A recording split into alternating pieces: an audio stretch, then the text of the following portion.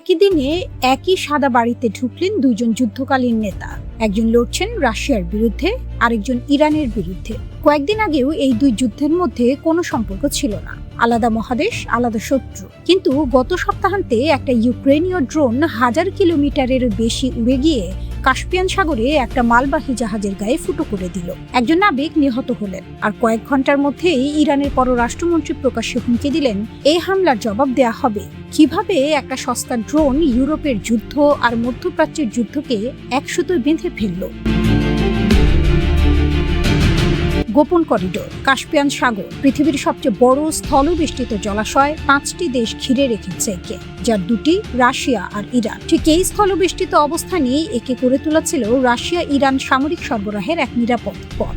Ukraine যুদ্ধ শুরুর পর থেকে ইরান তার উত্তরের বন্দর থেকে ড্রোন, ক্ষেপণাস্ত্রের যন্ত্রাংশ আর গোলা বারুদ জাহাজে তুলে পাঠাচ্ছিল রাশিয়ার অস্ট্রাখান বন্দরে। সেখান থেকে ভলগা নদী আর রেলপথ ধরে সরাসরি ইউক্রেন ফ্রন্ট লাইনে। পারস্য উপসাগরের বন্দরগুলো যেখানে মার্কিন অবরোধের মুখে, সেখানে কাস্পিয়ান ছিল নিরাপদ, নিষেধাজ্ঞা মুক্ত, নীরব। ন্যাটোর কোনো রণতরী এই হ্রদে ঢুকতেই পারে না। কিন্তু ইউক্রেন প্রমাণ করে দিল এই করিডোরও আর নিরাপদ নয়।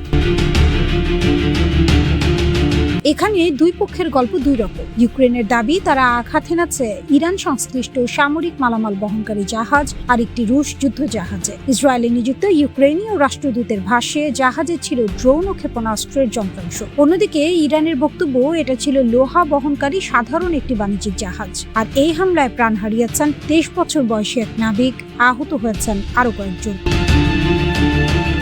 ইরানের পররাষ্ট্রমন্ত্রী একে জাতিসংঘ সনদের লঙ্ঘন বলে অভিহিত করেছেন। ইসরায়েলকে দায়ী করেছেন ইউরোপকে যুদ্ধে টেনে আনার ষড়যন্ত্রের জন্য, আর তেহরানে নিযুক্ত ইউক্রেনীয় দূতকে তলব করেছেন। কার বয়ান সঠিক সেই বিতর্কে না গিয়ে একটা বিষয় স্পষ্ট, ইরান এখন প্রকাশ্যে ইউক্রেনের বিরুদ্ধে প্রতিরোধের প্রতিশ্রুতি দিচ্ছে। ইউরোপের যুদ্ধ আর মধ্যপ্রাচ্যের যুদ্ধের মাঝের দেয়ালটা এখন আর নেই।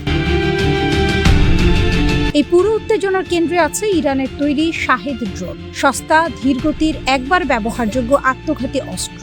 দাম মাত্র 20 থেকে $50,000। অথচ এই সস্তা অস্ত্র ঠেকাতে আধুনিক আকাশ প্রতিরক্ষা ব্যবস্থার একটা ইন্টারসেপ্টর ক্ষেপণাস্ত্র খরচ হতে পারে $10 লাখ বেশি। আক্রমণকারী খরচ করছে 50,000, প্রতিরক্ষাকারীকে বাধ্য করছে 10 লাখ খরচ করাতে। ঝাঁকে ঝাঁকে পাঠালে প্রতিপক্ষ হয় দেউলিয়া হয়ে যাবে, নয়তো ফুরিয়ে যাবে তার দামি অস্ত্র ভান্ডার। রাশিয়া এই কৌশল বুঝে নিয়েছিল দ্রুত। প্রথমে ইরান থেকে কিনেছিল শাহেদ, পরে লাইসেন্স নিয়ে নিজেই তৈরি করছে জেরান 2 নামে বিশাল কারখানায়।